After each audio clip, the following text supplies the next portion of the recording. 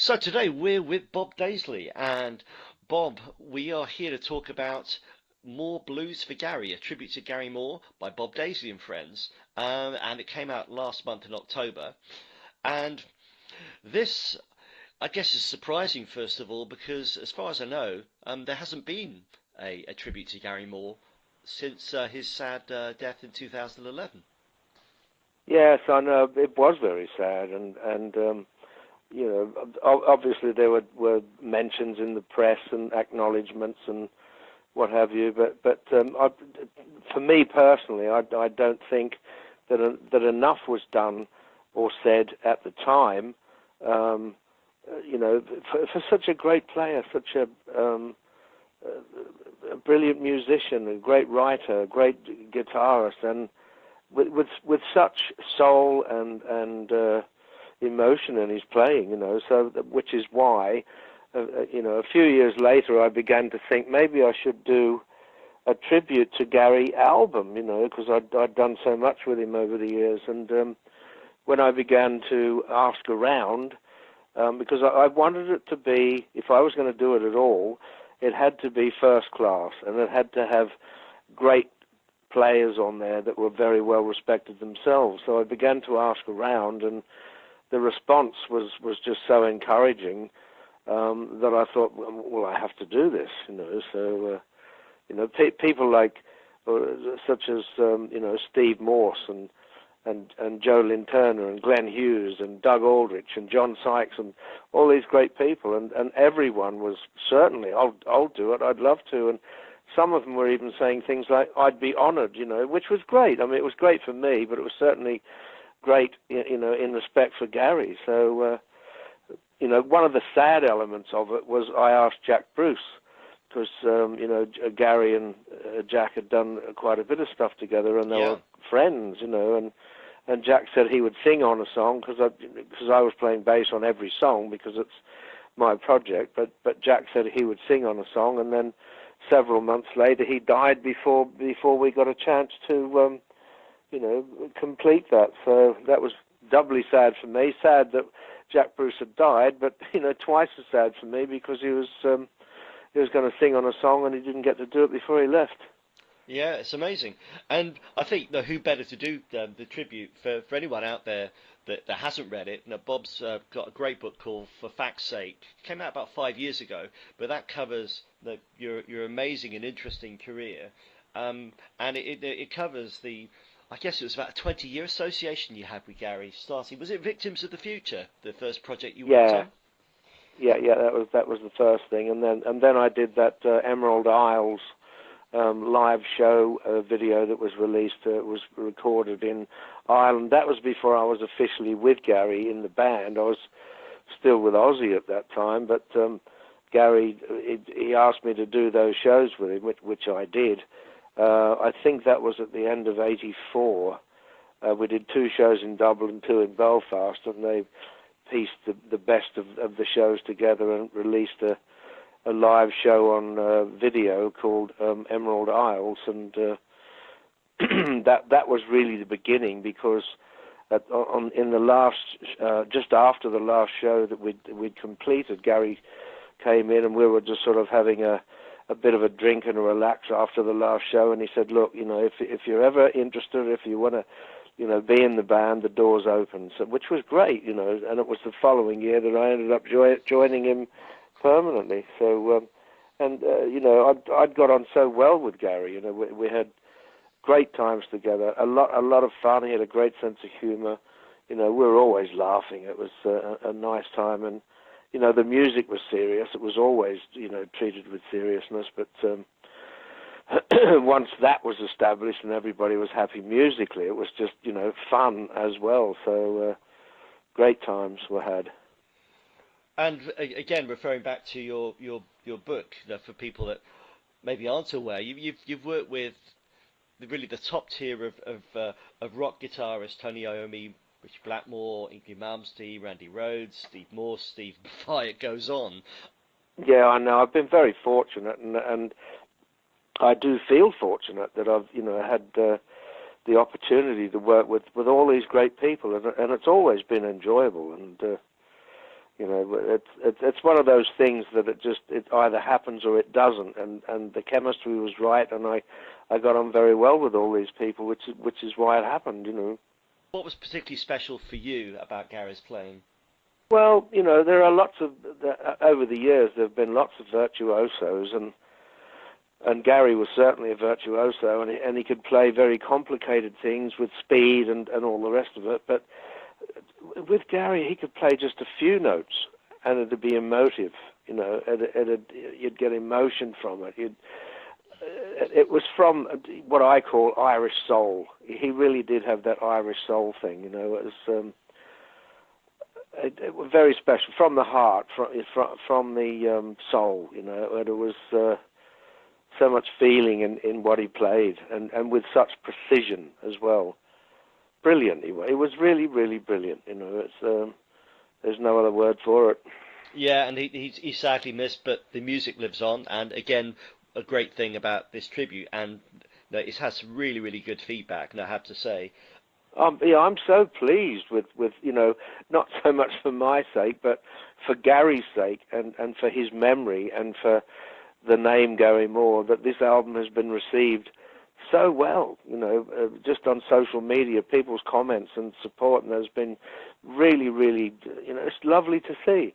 And the reviews have been, I couldn't ask for better reviews. They've been first class, really, really good, and I'm very, very pleased about that. You know, because I mean, when you do a project like this, you never really know how it's going to turn out or how it's going to be received or whatever. But towards the end of the recording and into the mixing and that, I was, you know, I could see and hear that it was going to be a really, really good album, and that, you know, I was more than pleased with that, and very relieved as well, you know. I've had a listen to the album, so let's pick a few of the songs out and talk about those. Okay. I think the one that's really resonated with a lot of people is the version of Still Got the Blues with John Sykes playing lead with that fabulous vibrato. Yeah, you know, John Sykes, I'd known John Sykes since the 80s, and a couple of times we talked about maybe doing something together, you know, but we didn't get around to it. But I could always hear in his playing the influence of Gary, and he will admit that himself. He said, you know, even he said, yeah, because he jammed with Gary, and Gary was a big influence on him. So I thought, if anybody can, you know, pull it off on a Gary Moore song and do a good job, it's John Sykes. And and Danny Bowes sang it very well. You know, it's a good version of that song. You know, because when I did all these songs, I didn't really want to try to recreate what Gary had done or to compete in any way. It was just hats off to Gary. Here's my take on some of my favourite Gary Moore songs, and especially from the blues catalogue anyway, you know, which is what put Gary on the map, but you know, the whole blues thing, but it was just my take on it. It was just my versions. I did new arrangements of the songs that would, even though some of them aren't particularly what you would class as blues as such, they tend to all, you know, with the new versions, the new arrangements tend to all sort of at least have continuity and fit together on the album, you know. And it's John Sykes, Danny Bowes, and Don Airey, of course, is on that track because he was on the original, and Don Airey did the string arrangement on the original. So I was very pleased that Don's on it as well. And of course, you were there at, I guess, ground zero in the conversation with Gary about moving back to the blues before that album came out. Oh, sure, yeah, it was. Excuse me, we were on the road in Germany. It was 1989, doing the After the War tour, and Gary and I used to sit in the tune-up room and just sort of jam on things before we went on stage. Just like, you know, a few old blues classics or you know, tracks from the Eric Clapton and John Mayall album, John Mayall and the Blues Breakers, you know. And one night we were doing that, and after this is before we even went on stage, I said to Gary, why don't we do a blues album? We should do a blues album. And he kind of halfway shrugged it off at first, but then he began to think about it, and then the sort of, the penny dropped, and he began to get serious about it. So I started to send him cassette tapes in those days of some good blues songs to maybe cover, or to at least get the ball rolling with material. One of the first things that I sent him was "Oh Pretty Woman" by Albert King, and I said to Gary, I said, have a listen to the solo, Albert King's guitar solo in "Oh Pretty Woman." It's almost note for note what Clapton did in Strange Brew. And, if you listen to Albert King's solo in "Oh Pretty Woman" and then have a listen to what Eric Clapton did in Strange Brew, it's virtually note for note. So, Gary kind of thought, well, this will be a sort of throwaway side project, or, it's an album I can give to the record company with the, contractual obligation of, here's one, and now I owe you one less, sort of thing. But I actually said to Gary, I said, you watch, this will be the biggest thing that you've ever done. And that year that it was released, 1990, he phoned me on New Year's Eve, which is, just going into 1991, and he said, God, he said, you were right. He said, this has sold 3 million already, and it's still selling. As I say, that's the power of the blues. Yeah. Now there's a good album. I love that album, Power of the Blues, which is the last one that I recorded with Gary. But that album's got real spontaneity. We just went in the studio, and it was virtually recorded live in the studio. Although Gary had done some overdubs on it, with vocals and changed guitar solos and things, but the basic tracks were done sort of live in the studio, and it was just so enjoyable. I loved every minute of it. And I noticed on this new album there are 3 tracks that were originally recorded on Power of the Blues, and what's really great is that you've gone back through your career, and there are people from your dim and distant past that you've brought out to contribute, like Stan Webb's on "Torn Inside." Yeah. Well, the song "Torn Inside," that's one from Power of the Blues, that Gary was kind of doing a subtle hats off to Peter Green, because "Torn Inside" has got a real sort of very early Fleetwood Mac, Peter Green thing about it, So I was trying to get Peter Green to play on that track. But Peter Green is, he's got some issues, and he was a bit sort of on and off. Yeah, I'll do it. No, I won't. Yes, I will. No, I won't. Sort of thing, And Stan Webb was, I go way back with Stan from the Chicken Shack days, and when I first worked with Stan in 1972. And I thought, well, I'll get Stan to play on it, because Stan and Peter Green were similar players, very well-respected blues players, and when I first joined Stan, I was, quite a young lad, and I learned a lot from Stan, because his knowledge of the blues and the history of the blues and the artists was very, almost complete. It was barely a question you could ask Stan about the blues that he didn't know the answer to. I used to go around to his house, and he'd play me really old, rare 78s. Of various blues artists, and he'd put something on, and he'd say, look, have a listen to this. This is where Clapton got this from, or this is where Jeff Beck got this from, or this is where Jimmy Page got this from, sort of thing. And it was really fascinating for me, and I was soaking up this knowledge, like a sponge. And one of the other tracks that jumps out is "The Blues to Scott Sadder." Did Gary actually ever record this? Because I note it was on the Hoochie Coochie Men that you did, and originally by your band back in Australia, Khavas Jute. Oh, Khavas Jute, yeah. Well, see, Dennis Wilson from Khavas Jute, he was the singer guitar player. He and I wrote that song, and when we did it, I thought, we did a Khavas Jute version of it. We did it with Jon Lord, with the Hoochie Coochie Men. But I always thought this would be a really good song for Gary to record, and I wanted to play it to him and see if he would do a version of it, but he passed away before I got a chance to. So, you know, as a sort of personal tribute to Gary, Gary never ever even got to hear it, let alone record it, you know. But you know, as a personal tribute to Gary from me, you know, the blues just got sadder is sort of my way of saying, now that you've gone, it was, you know, the blues has got sadder. So, and that track I thought turned out very well with Steve Lukather on it. You know, he was another one. I mean, Steve Lukather's done so much stuff. I mean, he's been in Toto all his life. He's Ringo Starr's guitarist. He played on all those huge Michael Jackson albums. You know, he's done so much stuff. Yeah, I love him. And when I said to Steve, you know, do you fancy doing a track on the tribute to Gary Moore album? He said, I'd be honoured. What a great thing to say. You know, I was you know, really over the moon about that. He's a real gentleman. Lovely bloke, Steve Lukather. And you've got Joe Lynn Turner as well, who turns into and really, Joe Lynn Turner really singing on it, yeah, because I thought, who am I going to get to sing this?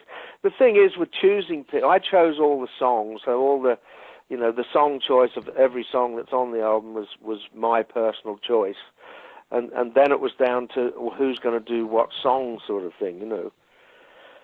But it kind of all fell into place, you know, when choosing who was going to sing, who was going to play guitar, on what song and all that, it all sort of fell into place. And when it came time for choose a singer for the Blues Has Got Sadder, and I thought, who's got really good voice tone? Joe Lynn Turner, and I asked him, and he said, yes, certainly.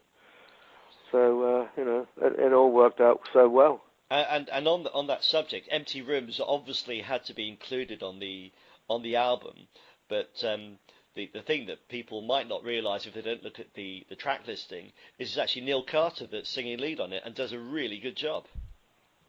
Yeah, well, Empty Rooms, you know, obviously it was for people who do know, it's one of, you know, an old Gary Moore favourite, and it did quite well in the mid '80s, and it was just a sort of radio-friendly rock song, really.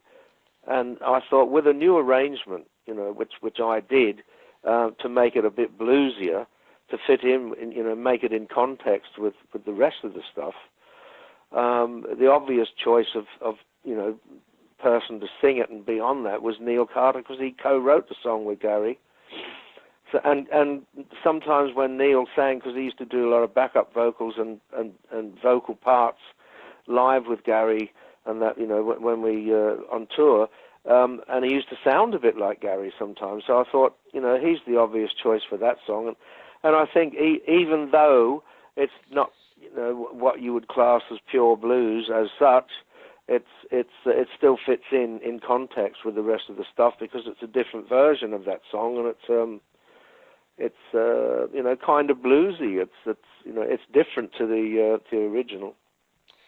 The album's about an hour long. Yeah, it is. It's just over an hour. I think it's an hour and 2 minutes or something like that.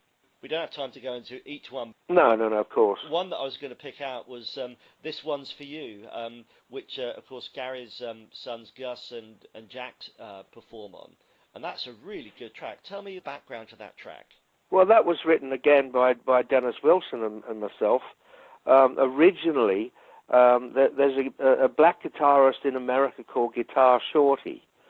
He's been around a long time. Hendrix used to go and watch him when he was very young. And Guitar Shorty's management got in touch with me and said, can you write a few songs for Shorty? He's doing a new album. So Dennis and I, you know, came up with a few songs and we sent them, but they didn't use them for Shorty. I think there were some complications with either management or the publishing or the record, whatever it was. I don't know, but they didn't get used. But, you know, I always liked that song, and I thought, if I'm going to get Jack, Gary's son, and Gus, Gary's other son, on the album, that'll be a perfect song, because it's sort of a message from his son saying, hey, Dad, this one's for you. And I thought that song fitted perfectly for that little message. And it's the Moore family stamp of approval. It fits in perfectly. Now, Gary certainly recorded a tribute album for Peter Green and Jimi Hendrix as well. Yeah, he did a whole album of Peter Green songs and called it Blues for Greeny, which was why I was a little disappointed that Peter Green didn't end up on at least a track on this album, but it sort of bounced back and forth for a couple of years, really. It was my manager, Drew Thompson, was dealing with Peter Green's manager, who's a woman, and there were sort of issues off and on and he ended up not being on a track, which was disappointing for me because, Gary played Peter Green's 59 Les Paul Standard that he got from him in the early 70s, and they were friends, and Peter Green had been a big influence on Gary, and Gary had a lot of respect for Peter Green, and so, if anybody should have been on a track that isn't, it's Peter Green. I guess what that was leading to is, have you ever thought about doing a tribute to your favourite band, the Beatles? Oh, I mean, that's a nice thought. I haven't actually thought about that, because I don't know. There have been over the years Beatles covers, and some are good and some are not so good, and it's a really, really, I mean, you're treading on sacred ground there, I think. Joe Cocker did some good versions of Beatles songs, especially Help From My Friends. I mean, that was, a completely different arrangement and version to what the Beatles had done, and it was that sort of, he pulled it off, but other people have attempted to do Beatles songs and not pulled it off. So, I think you're treading on sacred ground there, but it's a nice thought, it's you're just giving me food for thought now. Yeah, I mean, I'm thinking that given the wide range of musicians you played with, and the reason that Joe Cocker's version is so good is because he had the Leon Russell, Mad Dogs and Englishmen guys supporting him and providing those great arrangements with Chris Stainton as well. Certainly, yeah, Chris Stainton, great keyboard player, and he actually played on a track on one of the Widowmaker albums, the second Widowmaker album, Too Late to Cry. Chris Stainton played. We were in Olympic Studios in London, and Chris Stainton came in, and he knew Luther, Luther Grosvenor, Ariel Bender, and ended up sitting in with us and doing a track, and it was just brilliant. It was just magic, and it was great. Every time I see Chris Stainton with Joe Cocker or on films of their live shows and that, I always think of Chris coming in and doing that track with us, with Widowmaker, and that would have was either late 76 or early 77, because that's when that album was recorded, end of 76, and then we had Christmas off and went back in January 77, so it was at that point when Chris Stainton did that that track. But yeah, I mean, if you're going to do Beatles stuff, I suppose really you would have to do completely different arrangements and versions of those songs, because to try to recreate what they did and compete with that, I think you'd be pushing it uphill. Well, that was almost a thought I was going to finish on. Luther was at your book launch when I met you in 2013. Yeah, he was. Yeah. There's a prime candidate to be on that potential Beatles tribute. Yeah, because Spooky Tooth, in whatever year it was, late 60s or 70 or around that time, when Luther was in Spooky Tooth, they did I Am the Walrus, and they did quite a good version of it, too. There you go, we have the germ of an idea. Certainly. So, Bob, there's so much more we could talk about, but as always, you say that there are plenty of great tales and stories in your book, for fact's sake. Yeah, it's all in there. I mean, everybody I've ever worked with and just about every situation, it's all in there. There's some really funny stories, there's sad stories, there's tragedy, there's even murder. So it's that's another thing I was really pleased with how it was received, that the reviews of the book that people that have read it do, and they go into Amazon and leave a review, they're brilliant. And if any one of you that's left a review is listening to this, I want to thank you, because the reviews have been great, and it's just really nice to